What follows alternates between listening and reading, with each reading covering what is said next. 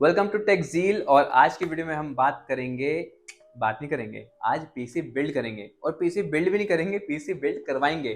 कहाँ से करवाएंगे, कैसे कराएंगे, कितने बजट में कराएंगे और क्या क्या हम उसके अंदर कंपोनेंट्स डालने वाले हैं, ये सब आपको इस वीडियो में मिलने वाला है। तो गाइस चलो मैं आपको थोड़ा सा पीछे लेके जाता हूँ कि मुझे ये पीसी बिल्ड क्यों कराना है और कितने में कराना था। तो गाइस मेरा जो इस पीसी को बिल्ड कराने का पर्पस है वो है 4K वीडियो एडिटिंग। मुझे अपनी 4K वीडियोस चाहिए, क्योंकि जो लास्ट मेरा जो लैपटॉप था, जो हम लैपटॉप में इसको एडिटिंग करा करते थे, तो उसकी जो कॉन्फ़िगरेशन थी ना वो बहुत लो थी। तो गाइस वो लैपटॉप ना काफ़ी घंटे लगा दिया करता था रेंडर करने में और बहुत ही दिक्कत होने शुरू हो गई थी। तो मैंने इस पीसी को पिछले 1 साल से मैं प्लान कर रहा था बिल्ड कराना है, लेकिन अब फाइनली मौका मिल गया है इसको बिल्ड कराने का। और गाइस इसको बिल्ड कराने से पहले ना मैंने 3 से 4 महीने की ना रिसर्च करी कि मुझे कौन कौन से कंपोनेंट्स है वो इसके अंदर डलवाने हैं। क्योंकि देखो हर चीज़ मुझे अच्छी चाहिए, क्योंकि 4K में क्या क्या रिक्वायरमेंट होती है वो मैंने सब चेक करा कि इसके अंदर अगर मुझे प्रीमियर प्रो चलाना है, अपना क्रोम चलाना है, क्रोम तो चलो नॉर्मल भी चलता है, लेकिन आजकल के क्रोम क्या है, अपडेट होने के साथ साथ ना मेमोरीज भी ज़्यादा खाते हैं। और मेन सॉफ्टवेयर तो वही था कि जब हम प्रीमियर प्रो चला रहे हैं वही रेंडर करने में अपनी जान लगा दिया करता था पूरा। तो कहीं ना कहीं कोर्स की बात हो रही है, एनर्जी की बात हो रही है, पावर की बात हो रही है, तो सब ईच एंड एवरीथिंग इसमें दिखाने वाला हूँ कि मैंने क्या क्या कंपोनेंट्स डलवाए। तो चलिए गाइस जब तक इस पीसी बिल्ड को एंजॉय करो और इसके बाद बताऊंगा कि क्या क्या मैंने कंपोनेंट्स डलवाए हैं।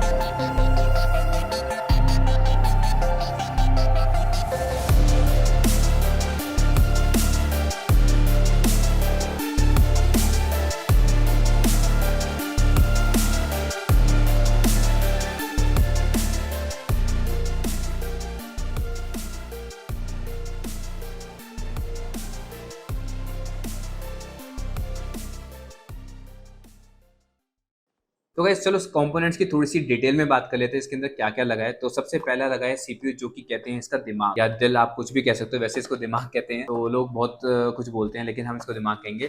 तो ये है मेरा इंटेल का कोर i9 प्रोसेसर, जो कि 14 जनरेशन में आता है। अगर इसकी मैं प्रोसेसर की बात करूं तो इसमें 24 कोर्स मिलते हैं। इसकी मैं थ्रेड्स की बात करूं तो इसमें 32 थ्रेड मिलने वाले हैं। अगर मैं परफॉर्मेंस कोर्स की बात करूं तो इसमें आपको 8 मिलेंगे एंड एफिशिएंट कोर्स आपको 16 मिलेंगे। इसकी जो मैक्स टर्बो फ्रीक्वेंसी है वो 6 गीगाहर्ट्ज है और कैशेस जो है आपको इसमें 36 MB के मिलेंगे। अगर मैं इसके प्रोसेसर बेस की पावर की बात करूं तो वो आपको 125 वॉट्स की मिलने वाली है और इसकी जो मैक्स टर्बो पावर है वो 260 वॉट्स की मिलने वाली है। तो ये सबसे हाई है। तो कहने का मतलब ये है कि 256 को आप इसको मान के चलो। तो गाइस अगर इतने पावर की बात हो ही रही है तो चलो इसके फैन के बारे में बात कर लेते हैं। इसके साथ हमें फैन नहीं मिलता है, क्योंकि नहीं मिलता तो नहीं मिलता है। बाकी मैं एयर फैन कौन सा मैंने लगवाया मैं आपको बता देता हूँ। तो गाइस इसके अंदर मैंने लगवाया है कूलर मास्टर की तरफ से आने वाला फैन हाइपर 620S।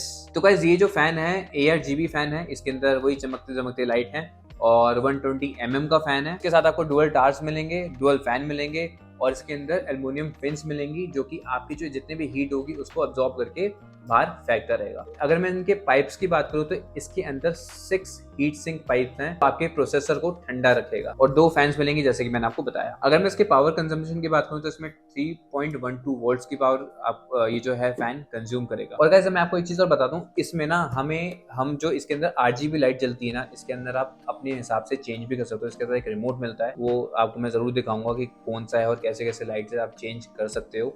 तो बंद भी करना चाहो तो बंद भी कर सकते हो। कुछ लोगों को चमक दमक पसंद नहीं होती, तो वो भी चला सकता है। लेकिन अगर हाँ जब लाइट जली होती है ना तो बहुत अच्छा लगता है अंधेरे में अपने जब काम कर रहे होते हैं, चाहे गेमिंग कर रहे हो या वीडियो एडिटिंग कर रहे हो, तो मज़ा आता है। तो गाइज अब CPU हो गया, CPU फैन हो गया, तो अब बात कर लेते हैं मदरबोर्ड की, जो कि मेन मदरबोर्ड होने वाले हैं, हमारी माँ।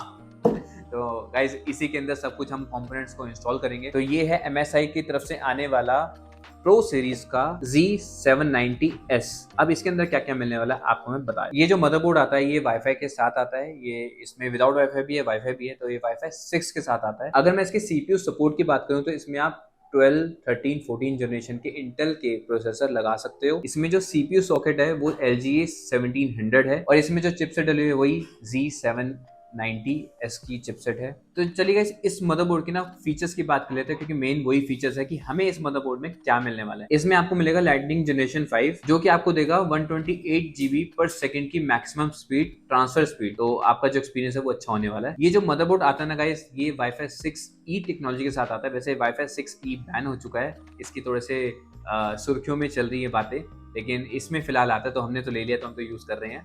और आपको इसमें मूव मीमो टेक्नोलॉजी मिलने वाली है जो कि 2400 Mbps पर सेकंड की स्पीड के साथ आपको इसमें ट्रांसफर डेटा कर सकते हो। इसमें आपको मिलने वाले हैं 2 USB पोर्ट जो कि है 3.2 जनरेशन 2 के, जो कि आपको 4 गुना ज्यादा स्पीड देने वाला है जनरेशन 1 से। तो बस इस मदरबोर्ड का जो डिजाइन है वो हीट सिंक डिजाइन है, ये जल्दी से गर्म नहीं होगा। अगर गर्म हो भी रहा होगा तो इसका डिजाइन ऐसा है कि सारी कूलिंग बाहर निकलती रहेगी। इसके साथ आपको मिलेगा M.2 शील्ड फ्रोजर, मतलब कि इसके अंदर एक जो हमारी SSD जहां इंस्टॉल होती है उसके अंदर आपको हीट सिंक मिलेगी जो आप अपनी SSD के ऊपर लगा के इसको यूज कर सकते हो। इससे आपकी SSD फास्ट काम करेगी और ठंडी रहेगी। इसमें जो आपको लैंड पोर्ट मिलने वाला है वो है रियलटेक का 2.5G। और गाइस अगर मैं इसके वायरलेस की बात करूं तो वाईफाई इसमें 6 मिलता है, आपको इसमें पहले बता चुका हूं। और इसके अंदर जो ब्लूटूथ मिलने वाला है वो उसका जो वर्जन है वो है 5.3 जो कि लेटेस्ट है। और अगर मैं इसके बात करूं USB पोर्ट्स की तो इसके अंदर आपको 10 USB पोर्ट्स मिलेंगे, कुछ 3.2 के हैं, कुछ नॉर्मल है, तो आपको मिक्स एंड मैच आपको मिल जाएगा। मैं आपको डिस्क्रिप्शन में डाल दूंगा इसके में कौन कौन से पोर्ट्स कहाँ मिले हैं। तो वैसे इसमें जो डिस्प्ले का इंटरफेस रहेगा वो रहेगा 4K एट 30 हर्ट्ज की स्पीड के साथ, और एक HDMI पोर्ट मिलेगा, साथ के साथ मिलेगा आपको डिस्प्ले पोर्ट। और अगर मैं बात करूँ तो ये तो 2 ही पोर्ट्स हैं, साथ में आपको इसमें जब आप ग्राफिक कार्ड यूज करोगे तो इसमें 4 पोर्ट्स अलग से मिलते हैं, वो जो ग्राफिक कार्ड में सीधा लगेंगे। तो इसके अगर ऑडियो की बात करूँ तो इसमें 8 चैनल मिलने वाला है 7.1 HD audio with audio boost के साथ। ऑब्वियसली जब DDR5 का मदरबोर्ड है तो DDR5 भी डलेगी। और इसमें मैंने डलवाई है 2 रैम जो कि आती है 16 GB की। सो टोटल हो गई 32 GB। और अगर मैं इसकी स्पीड की बात करूं तो इसकी स्पीड है 5200 मेगाहर्ट्ज। तो गाइस अगर मैं इसकी ब्रांड की बात करूं तो कॉर्सर की रैम डलवाई है, और इसमें मैंने कोई चमक दमक नहीं डलवाई, सिंपल डलवाई है जो आराम से लगी रहे, क्योंकि लाइट्स 8GB मुझे ज्यादा पसंद नहीं है, डिसेंट पसंद है। तो इसमें वैसे आती है 8GB लाइट, मैंने वो नहीं रखा, थोड़ी कॉस्टली पड़ी। अगर मैं बात करूं SSD की तो इसके अंदर मैंने NVMe की जनरेशन 4 की 500 GB की SSD इंस्टॉल करवाई है। सो गाइस कैबिनेट की बात करें तो इसके अंदर मैंने ANT eSports की तरफ से आने वाला क्रिस्टल X2 का मैंने एक कैबिनेट डलवाया है, जो कि आपको फ्रंट से ग्लास में मिलेगा, साइड से ग्लास में मिलेगा, और टॉप में सारे आपको बड्स मिलने वाले हैं।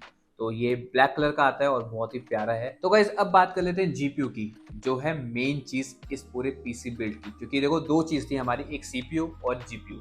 ये 2 चीज ऐसी हैं जो महंगी भी है और काम की भी बहुत है। तो मैंने डलवाया है GeForce का RTX 4060 Ti ईगल का जो CPU आता है। तो 8GB का ये है कार्ड, और इसका जो ब्रांड का नाम है वो है गीगाबाइट। तो इसमें बहुत सारे आते हैं तो मैंने ये चूज करा है। तो बस ये थे इसके सारे कंपोनेंट्स, लेकिन एक लास्ट चीज रह गई जो कि इंपॉर्टेंट है। देखो सारी चीज इंपॉर्टेंट होती है लेकिन ये ज्यादा इंपॉर्टेंट है क्योंकि इसी के ऊपर हर चीज चलेगी। वो हमारा आता है PSU, पावर सप्लाई यूनिट। तो ये आता है कूलर मास्टर की तरफ से G700 गोल्ड, जो कि है 700 वॉट्स की, और ये 80+ गोल्ड के साथ आती है।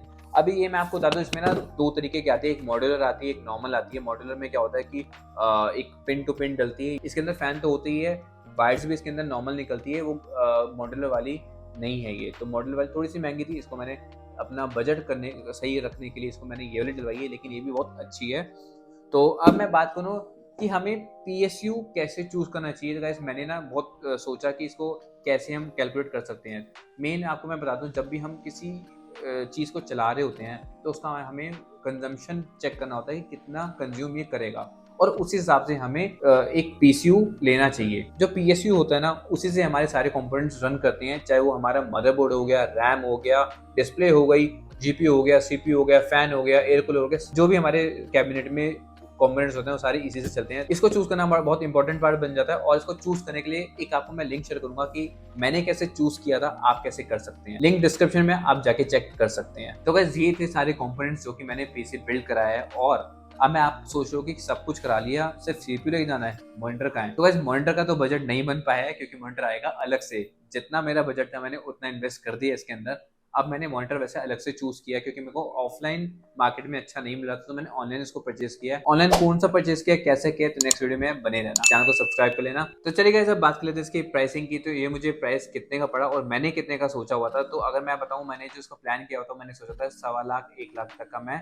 कर लूंगा एडजस्ट। लेकिन वही है ना, कहते हैं ना, जब हम मार्केट में जाते हैं तो उसके प्राइस अलग ही मिलते हैं और जो आपने सोचा है वो फिर ऊपर ही मिलता है। इसका जो सीपीयू पड़ा है मुझे 52,500 का, सीपीयू फैन 3200 रुपए का। मदरबोर्ड की बात करूं तो मदरबोर्ड पड़ा है 21,000 रुपए का और जो रैम पड़ी है वो है 9100 की। एसएसडी मुझे मिली है 3700 की। कैबिनेट मिली है मुझे 3800 की। इसका जो पीसीयू है वो मिला है मुझे 6700 का। जीपीयू मिला है मुझे 38,300 का, जो कि सीपीयू और जीपीयू ये दोनों ही महंगे होते हैं। तो इसके टोटल की बात करूं तो मुझे 1,38,000 रुपए का पीसी पड़ा है, अप्रोक्सीमेटली बता रहा हूँ, क्योंकि इसके अंदर अभी डिस्प्ले ऐड नहीं है, कीबोर्ड ऐड नहीं है। तो ये मुझे इतने का पड़ा है और मैंने सोचा हुआ था 1 लाख या 1,25,000 का। मतलब मैंने इतना सोचा हुआ था कि मैं 1,25 तक एंड तक जा सकता हूँ, लेकिन जब मैं मार्केट में गया तो मुझे इतने का पड़ा। तो वैसे अगर मैं ऑनलाइन की बात करूँ तो मुझे ऑनलाइन 5 से 6,000 रुपये महंगा ही पड़ रहा था, क्योंकि इसके अंदर मुझे कॉम्पोनेंट्स मंगवाने पड़ते, साथ के साथ मुझे बिल्ड कराने के भी पैसे देने पड़ते, क्योंकि बिल्ड मैं नहीं कर सकता था क्योंकि इसके अंदर बहुत सारी चीज़ होती है। तो ऑब्वियसली आपको एक किसी प्रोफेशनल से काम कराना चाहिए। इन फ्यूचर सोचेंगे कि इसके हम बिल्ड कराएंगे, अगर आपका सपोर्ट होगा तो हम भी बिल्ड करेंगे। तो गाइस चलिए इस वीडियो को यहीं पे एंड करते हैं। और एंड करने से पहले आपको बता दूं, ये जो मैंने पीसी परचेज करा है ये मैंने एक्यूमेंट कंप्यूटर से करा है, जो कि नेहरू प्लेस में है दिल्ली में। आपको सारी डिटेल्स इनकी डिस्क्रिप्शन में मिल जाएगी। अगर आप कुछ बनवाना चाहते हो तो आप कॉल करके वहाँ पे जा सकते हैं और पीसी बनवा सकते हैं। अगर मेरी वीडियो देखकर जा रहे हो तो मेरा नाम जरूर ले लेना, तो आपको कुछ डिस्काउंट मिल ही जाएगा। तो चलिए गाइस मिलते हैं फिर नेक्स्ट वीडियो में। Good bye, take care. और इस वीडियो को लाइक करना, शेयर करना और चैनल को सब्सक्राइब करना ना भूलना।